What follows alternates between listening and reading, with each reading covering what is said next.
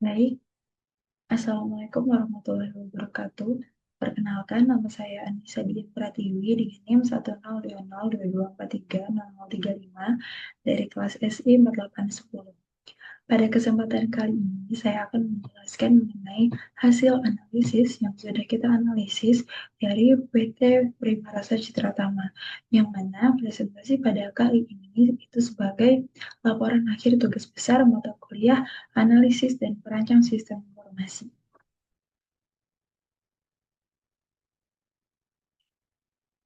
Deskripsi umum mengenai perusahaan PT Primarasa Citra Tama ini yaitu merupakan perusahaan keluarga yang bergerak di bidang industri makanan yang menjual berbagai macam kue, oleh-oleh khas Bandung. Yang mana dari PT Primarasa Citra Tama ini sudah mempunyai 8 cabang yang tersebar luas di area strategis di Bandung. Dan juga untuk pusatnya sendiri itu juga di Bandung. Struktur perusahaan dari PT Primarasa ini yaitu dari direktur, manajer, supervisor, admin, security, dan pramusaja. Nah, cakupan dari studi kasus ini yaitu kita fokus pada pembahasan mengenai peningkatan kualitas pelayanan karyawan kepada pelanggan serta evaluasi kinerja karyawan yang masih belum maksimal. Maka dari itu, sistem ini dirancang untuk membantu perusahaan meningkatkan kualitas pelayanan karyawan dan memantau kinerja karyawan serta mengelola stok dan data produk secara terintegrasi aplikasi berbasis website. Permasalahan yang dihadapi yaitu perusahaan masih menghadapi beberapa kendala, terkhususnya yaitu pelayanan karyawan kepada pelanggan dan kinerja karyawan yang masih belum maksimal. Nah, jadi saat ini Prima Rasa itu masih belum mempunyai sistem yang dapat membantu untuk memantau kualitas pelayanan karyawan. Fungsi sistem yang akan dibuat yaitu uh, sistem yang dikembangkan untuk aplikasi berbasis website yang bisa membantu perusahaan untuk melakukan pemantauan, evaluasi, dan meningkatkan kinerja karyawan melalui mekanisme penilaian pelanggan dan gamifikasi. Yang kedua yaitu dari sistem ini harapannya juga untuk bisa menampilkan data hasil penilaian dalam bentuk informasi kinerja karyawan, yang mana sistem ini juga bisa diakses dari pihak manajemen maupun karyawan sendiri. Yang ketiga yaitu pengelolaan stok barang yang mana bertujuan untuk mencatat dan memantau jumlah stok barang secara up to date. Yang keempat, ini harapannya dari sistem ini kita juga membuat indikator penjual produk untuk menampilkan performa penjualan setiap produk berdasarkan data transaksi. Identifikasi kebutuhannya yaitu jenis kebutuhan, sistem penilaian pelayanan karyawan, sistem gamifikasi, sistem pengelolaan stok barang, dan sistem pemantauan penjualan produk. Untuk kebutuhan fungsionalnya, secara singkat, supervisor ini dapat melihat karyawan dengan performa tertinggi dan terendah, aktornya yaitu supervisor, dan kemudian admin juga dapat mengelola data produk yaitu CRUD, aktornya yaitu admin. Untuk use case yang saya buat di sini, yaitu admin bisa mengelola data produk, admin bisa melihat dashboard, dan juga dari pelanggan yaitu bisa memberikan rating pelayanan.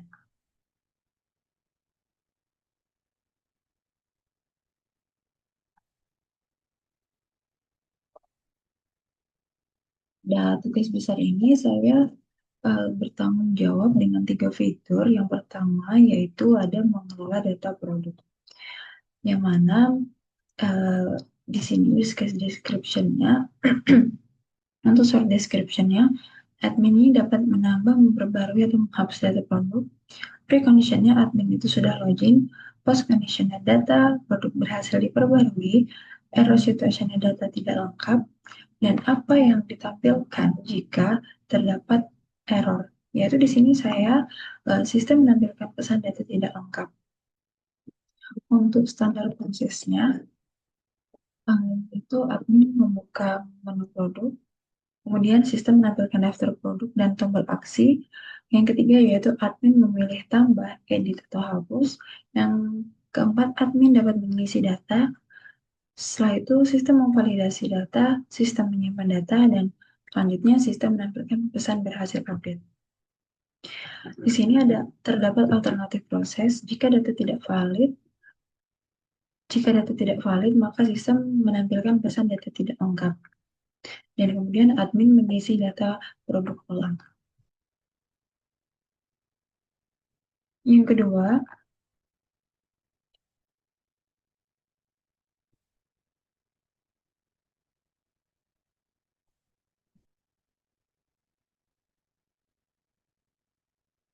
Yang kedua, yaitu uh, sistem pemberian rating pelayan oleh pelanggan, yang mana untuk short description-nya, pelanggan memberikan rating terhadap karyawan setelah transaksi. Rating digunakan untuk menilai kualitas pelayanan secara objektif dan jadi dasar evaluasi kinerja karyawan pada setiap cabang. Untuk precondition-nya, pelanggan ini setelah selesai melakukan transaksi dengan karyawan, pelanggan mengakses halaman rating melalui QR code atau tautan. Data karyawan yang melayani telah tersedia di sistem. Untuk post condition-nya, rating dan feedback pelanggan berhasil tersimpan dan mempengaruhi data kinerja karyawan. Untuk standar prosesnya, pelanggan memindai QR code atau membuka link rating, sistem menampilkan halaman rating, kemudian sistem menampilkan daftar karyawan yang bertugas. Yang keempat, pelanggan memilih karyawan yang melayani. Yang kelima, pelanggan memberikan rating dan komentar opsional. Dan terakhir yaitu sistem memperbarui kinerja karyawan. Untuk alternatif prosesnya, jika sistem gagal membuat halaman rating, sistem menampilkan pesan kesalahan. Lalu sistem memberikan opsi memuat ulang halaman dan kemudian pelanggan memuat ulang halaman rating. Selanjutnya balik ke standar proses seperti awal.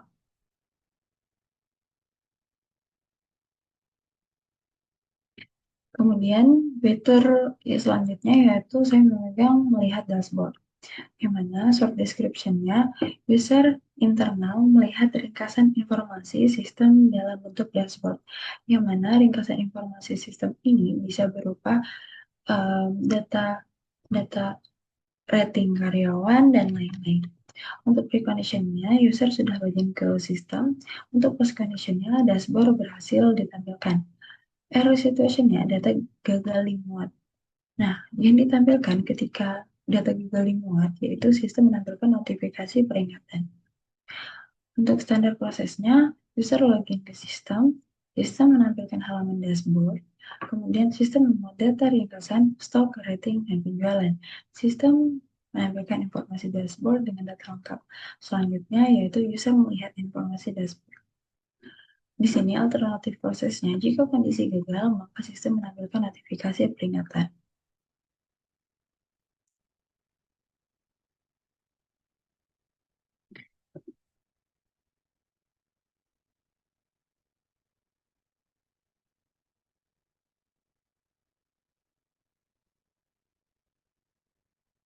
Di sini saya juga membuat activity diagram mengelola data produk, yang mana ini diawali oleh admin membuka menu produk, kemudian sistem menampilkan daftar produk dan tombol aksi. Setelah itu, admin memilih aksi tambah produk. Kemudian, admin mengisi data produk dan sistem memvalidasi data. Apakah data valid? Jika tidak, maka sistem menampilkan pesan data tidak lengkap. Kemudian, sistem meminta admin untuk mengisi data produk ulang. Setelah itu, jika datanya valid, maka sistem menyimpan data dan menampilkan berhasil update.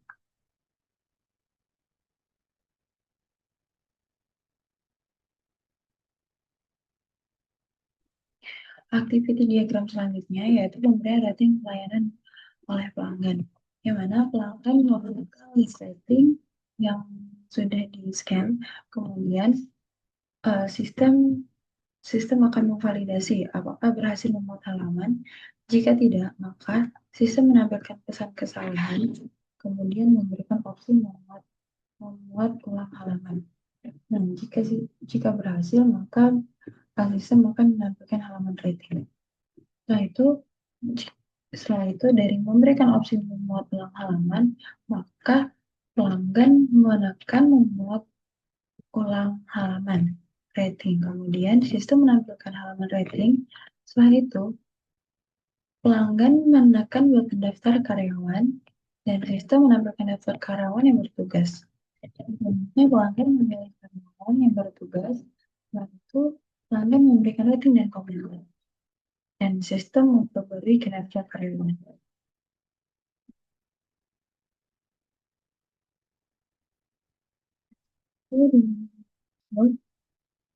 Di sini supervisor melakukan login, kemudian sistem menampilkan halaman dashboard. Kemudian sistem memuat data ringkasan seperti stok, rating, dan penjualan. Apakah di sini sistem akan memvalidasi apakah berhasil memuat data? Jika tidak, maka sistem menampilkan notifikasi peringatan. Setelah itu, menampilkan dashboard dengan data terbatas.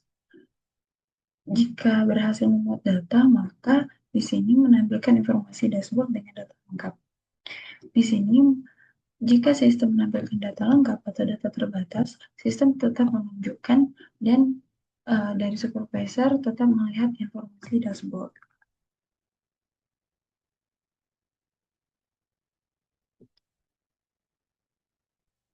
Di sini, saya juga membuat sequence diagram yang mana dari admin membuka menu produk, kemudian dari boundary akan meminta menampilkan produk kepada controller. Kemudian controller akan mengambil data, memproses data yang diminta oleh controller tadi. Setelah itu database dari produk akan memberikan data produk dan kemudian dari controller akan menampilkan menu produk kepada boundary. Setelah itu di sini admin memilih aksi.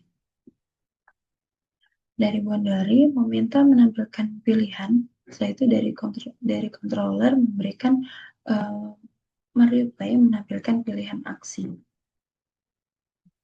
Setelah itu dari admin menambahkan data. Nah, di sini dari boundary meminta menambahkan data, kemudian dari controller meminta menambahkan data kepada database. Setelah itu di sini akan terjadi memvalidasi data. Jika di sini menampilkan hasil, jika menampilkan pesan data tidak lengkap. Jika itu kondisinya tidak terjadi kegagalan gitu. Nah, di sini jika datanya itu valid, maka akan dari database akan menyimpan data produk, kemudian dari controller ke boundary akan menampilkan berhasil update.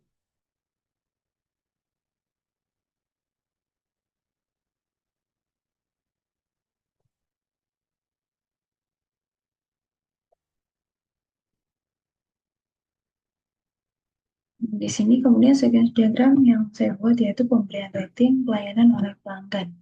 Dari pelanggan akan membuka link rating. Setelah itu, dari boundary akan meminta kepada controller untuk meminta halaman rating. Di sini terjadi validasi apakah berhasil memuat halaman. Jika tidak, maka akan menampilkan pesan kesalahan. Jika berhasil, maka akan menampilkan halaman rating. Kemudian dari pelanggan akan menekan button daftar karyawan.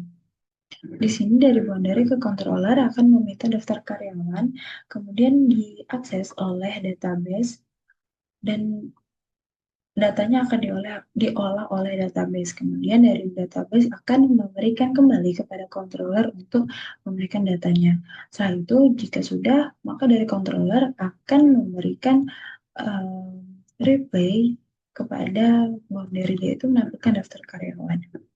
Setelah itu, dari pelanggan akan memberikan rating dan komentar.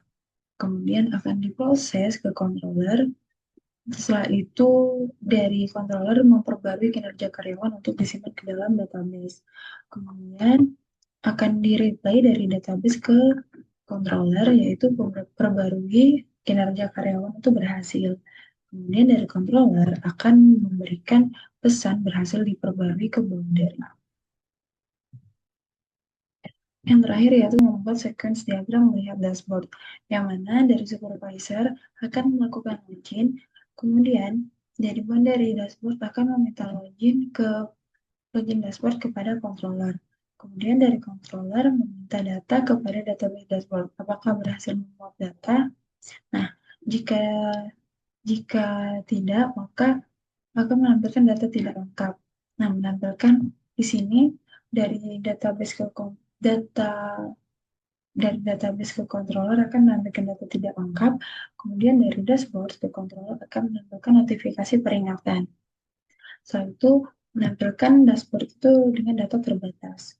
Jika berhasil memuat data, maka dari data database-nya akan memberikan data lengkap, dan kemudian dari dashboard controller itu menampilkan dashboard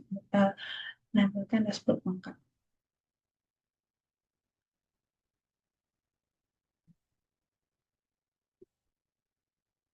Kemudian di sini juga terdapat kelas diagram.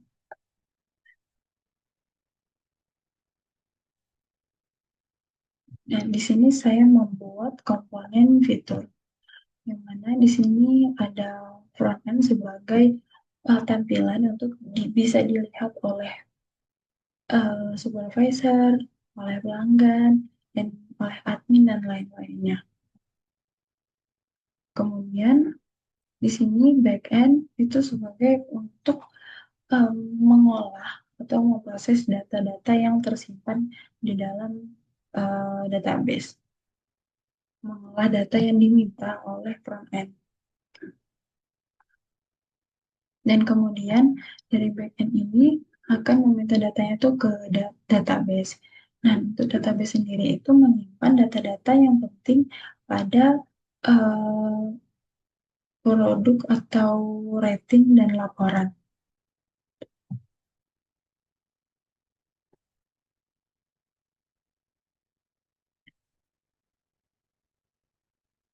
Baik, sekian penjelasan uh, Baik, sekian penjelasan dari saya. Mohon maaf apabila ada kesalahan kata dan perilaku yang kurang berkenan. Saya akhiri. Wassalamualaikum warahmatullahi wabarakatuh. Terima kasih.